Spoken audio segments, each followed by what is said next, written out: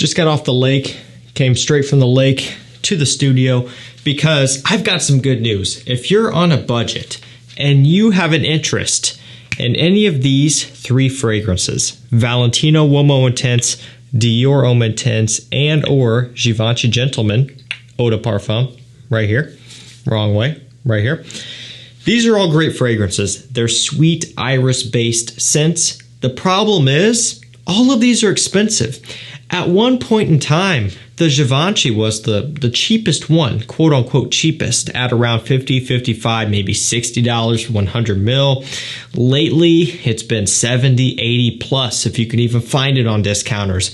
So there really isn't a cheap option for this DNA anymore until now. You're gonna bear with the hair here. I'm gonna do my best for this. Like I said, it's a complete disaster. But today, we're gonna be checking out Armaf Odyssey Homme. This is going to be an eau de parfum. It's a big hefty bottle, and this kind of combines the best of both worlds for a cheap price. We're talking 30 bucks or less. So we need to dive into this one here, and we should definitely tackle this one head on. So we're going to be checking out this fragrance right here. Nice cheapie that kind of combines all of those things into one, but then still provides a little bit of its own unique twist, which I always really appreciate when it comes to a cologne fragrance.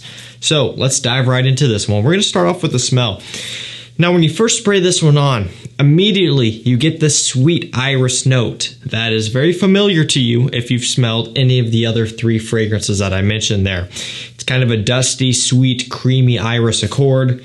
Along with that, you get a good dose of vanilla, kind of a syrupy vanilla, and then a dusty, powdery, kind of amber tonka bean mixture here. It smells fantastic off the top. This is one of those deals where if you like iris and fragrances, you're already going to be on board and you're going to be liking this one immediately. And so when you take a look at Dior Homme Intense, Valentino Wilmo Intense, and Givenchy Gentleman Eau de Parfum, it's important to understand the differences between those two in order to break this one down. So I'm going to do my best to give you a very, very brief gestalt here and break those three down. We'll start off with the Dior Homme Intense.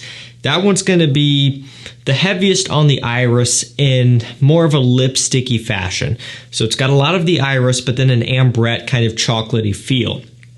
It's going to be the most challenging of all of those three there. You know, when you're talking about the three main sweet iris fragrances, the Dior is going to be the most challenging. Okay. Next up, in terms of challenging order, you have Valentino Wilmo Intense. Now that one introduces leather. This fragrance here also has leather.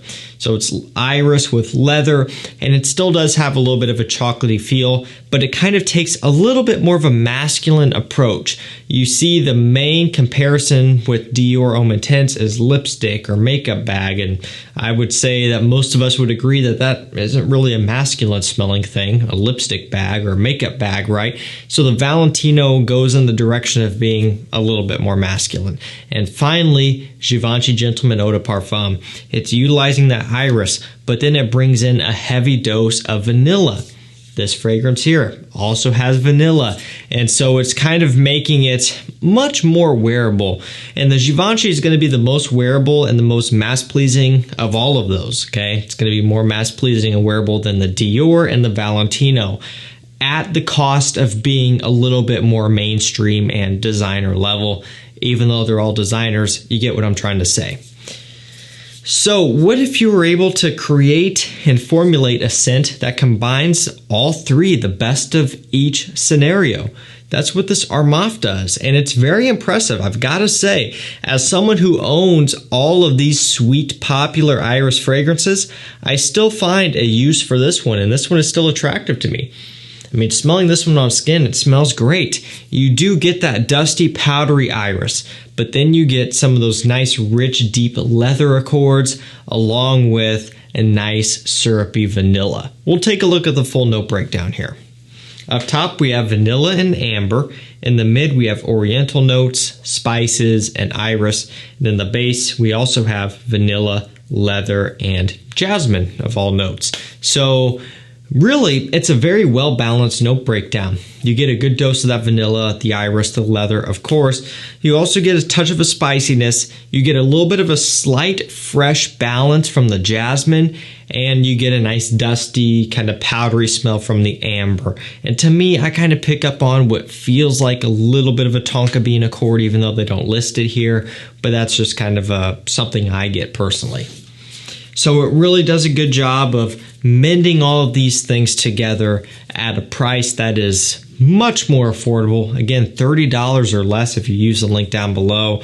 And also, it's a good performer, and we'll touch on that in a second. You know, one thing I find impressive about this one is that the quality is great.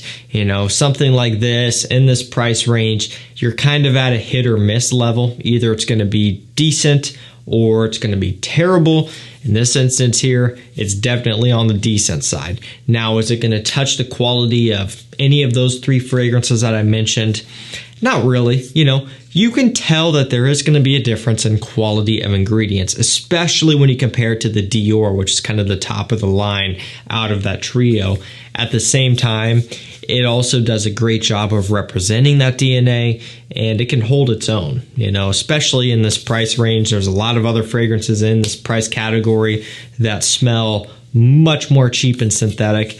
So this one really can stand out. And as I mentioned, it does have good performance here. Now the Dior, the Valentino, and the Givenchy are all kind of known for being decent performers. I mean, your mileage may vary. There's going to be complaints among each of those. And of course, the reformulation rumors and bugs are going to be spread around as per usual. But, you know, for me, in my personal experience, I get good performance out of all three of those. You know, for me, the Dior is the best performer on my skin, followed up by the Valentino, and then by the Givenchy thereafter. So it kind of goes in that order for me, but nonetheless, they all do perform well, and so does this one. As I had mentioned there towards the beginning of the video, it is an eau de parfum concentration here, and it performs as such. You know, it's got good longevity, it has a decent bit of projection, it will push out, it will give you distance, but it also does a good job of leaving a nice little scent trail. You know, when you walk into a room and then exit shortly after, that scent is going to linger for a good amount of time. You know, I really don't have too much else to say about this one other than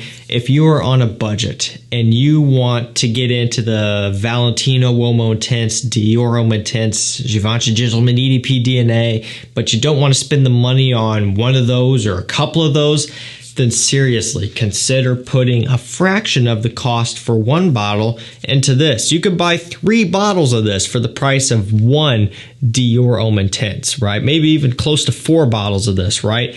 Crazy to put that into perspective. And so while I'm not saying this is better than those, I'm saying if you're on a budget, this is the way to go.